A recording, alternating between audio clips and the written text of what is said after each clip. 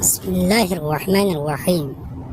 حکومت امام زمانہ علیہ السلام کی ایک جھلک، سفر عشق سے۔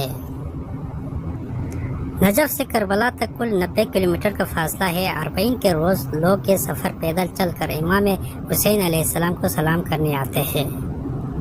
ایام 40 کے دوران دنیا کے کونے کونے سے زائرین امام حسین علیہ السلام اور شہداء کربلا کو خراج عقیدت پیش کرنے کے لیے کروڑوں کی تعداد میں لوگ عراق کی سرزمین پر داخل ہوتے ہیں، اور یہ سب سے پہلے امیر المومنین حضرت امام علی علیہ السلام کو سلام کر کے پیدل کربلا کے لیے روانہ ہو جاتے ہیں۔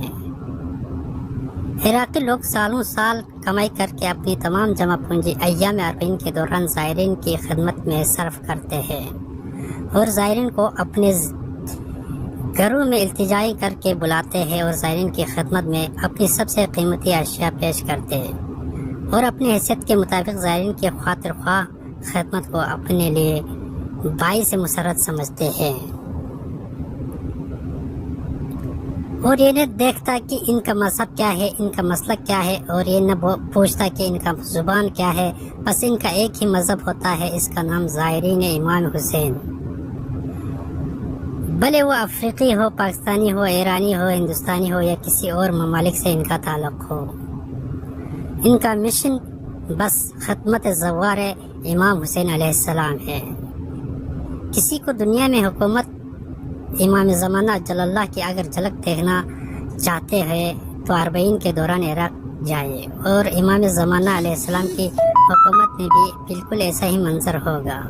نہ کسی گورے کو کالے پر فضیلت ہوگی، نہ غلام کو آقا پر یہی منظر ہوگا، نہ کسی کمزور پر ظلم، اور نہ کسی ظالم کو چھوٹ۔